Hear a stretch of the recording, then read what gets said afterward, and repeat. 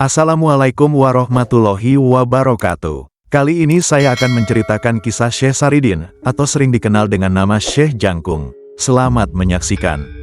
Kisah sejarah Syekh Jangkung yang penuh karomah.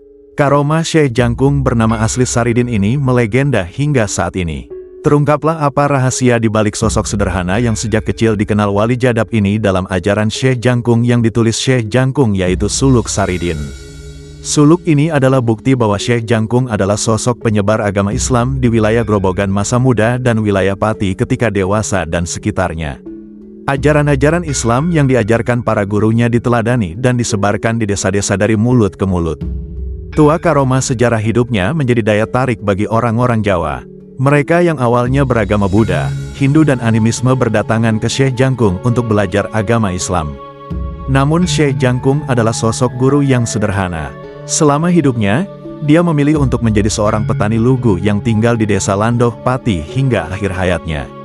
Masa kecilnya, dia dipanggil Saridin alias Raden Syarifuddin, putra dari Raden Singaparna atau Syekh Syafi'i bersama Ibu Robiah Ataji atau Sekar Tanjung. Makam beliau berada di desa Landoh, Kecamatan Kayen, Kabupaten Pati. Di sekitar makam tersebut juga terdapat beberapa makam. Makam istri-istri beliau Retno Jinoli dan Pandan Arum, dan makam Bakul Legen Prayoguna dan Bakirah. Syekh Jangkung juga seorang yang lugu dan sederhana. Dikisahkan dalam babat Tanah Jawa dan kesaksian dari mulut ke mulut yang beredar di masyarakat, semasa kanak-kanak Saridin adalah seseorang yang lugu, dan karena keluguannya itu pula dia sering ditipu dan dimanfaatkan oleh orang lain. Dan pada suatu hari, dia dan saudara iparnya yang bernama Branjung, diberi oleh orang tuanya warisan satu pohon durian yang banyak buahnya. Kesepakatan terjadi, Saridin memperoleh jatah durian yang jatuh pada saat malam hari, dan Branjung mendapat jatah durian yang jatuh siang hari. Tapi sesungguhnya kesepakatan itu hanya akal-akalan Branjung. Saat malam tiba, Branjung menyamar sebagai harimau dengan tujuan menakut-nakuti Saridin mendekati pohon durian yang saat itu ditunggu Saridin. Alih-alih berlari, Saridin yang saat itu membawa batang pohon tebu memukul sampai mati harimau yang datang padanya, padahal harimau itu tidak lain Branjung. Berita kematian Branjung dengan cepat menyebar ke seantero Pati. Saridin lah yang membunuh Branjung. Saridin pun diadili dan dihukum setimpal oleh pengadilan di Pati, yaitu penjara. Saridin menjalani masa hukuman tersebut dengan sabar. Keluar dari penjara setelah menjalani hukuman, Saridin mulai mencari ilmu dengan nyantri di pondok di Kudus yang saat itu diasuh oleh Sunan Kudus. Hubungan santri kiai antara Saridin dan Sunan Kudus menghasilkan hubungan yang unik. Sunan Kudus mengakui bahwa Saridin adalah santri yang penuh karomah karena memiliki ilmu kun fayakun atau ilmu sabdo dadi. Apa yang diucapkan langsung terkabul. Dikisahkan percakapan yang melegenda antara keduanya. Sunan Kudus bertanya, "Apakah setiap air harus ada ikannya, Din?" Saridin menjawab, "Ada guru." Mendengar jawaban dari Saridin, Sunan Kudus heran dan mengutus santri lain untuk mengambil pohon kelapa untuk membuktikan jawaban Saridin. Begitu kelapa dipecah terjadilah keajaiban, di dalam batok kelapa itu ada ikannya sungguhan. Sunan Kudus diam-diam kagum dengan karomah Saridin. Namun, di balik kekagumannya itu, Sunan Kudus iri karena khawatir nantinya akan kalah populer dari Saridin. Namun rasa gengsi sang kiai tidak mungkin mengutarakan isi hatinya. Kejadian lain terkait karomah Saridin pada suatu ketika, di pondok Sunan Kudus ada kerja bakti mengisi bak mandi. Para santri bahu-membahu mengisinya dengan ember. Saridin yang berniat membantu harus kecewa karena ember sudah habis dipakai santri lain. Para santri mengolok-olok Saridin agar membantu mengisi bak mandi, namun menggunakan keranjang dari bambu yang jelas tidak mungkin bisa dipakai untuk menampung air. Saridin yang lugu pun mengambil keranjang secepat kilat, dan digunakanlah keranjang itu untuk mengisi bak mandi.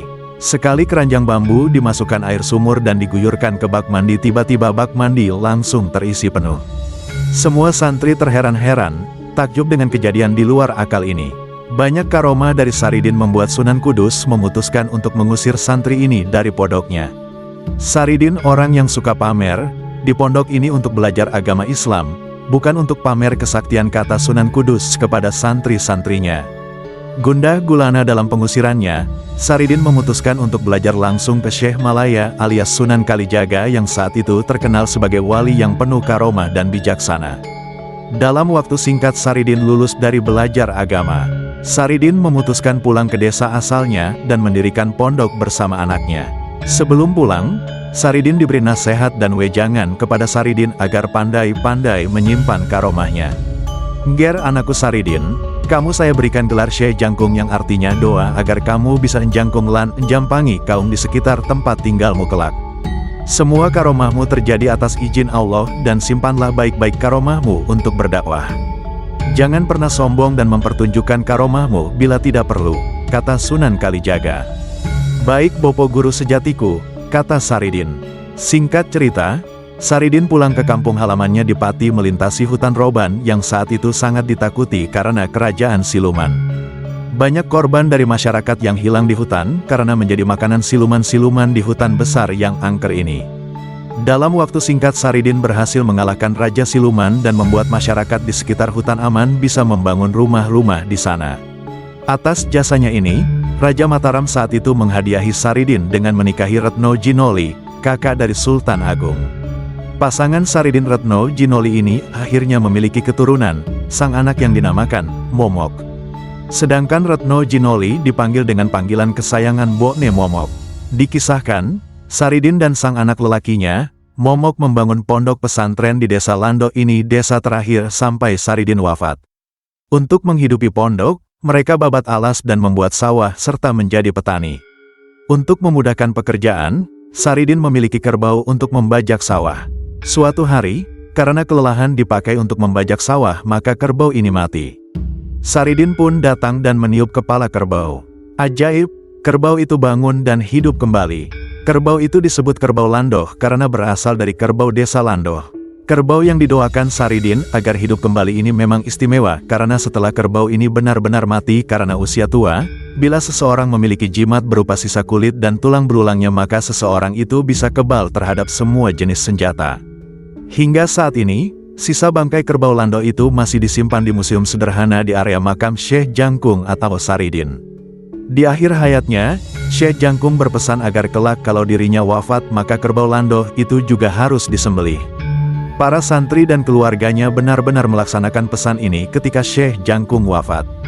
Daging kerbau Landoh dibagi-bagikan ke warga sekitar pondok dan hingga saat ini kebiasaan membagi-bagikan daging kerbau itu masih dilestarikan masyarakat. Demikian sedikit riwayat hidup Syekh Jangkung yang bisa saya ceritakan. Jangan lupa subscribe, like, dan komen video ini agar saya tambah semangat lagi untuk membuat video-video kisah sejarah zaman dulu. Akhir kata, wassalamualaikum warahmatullahi wabarakatuh.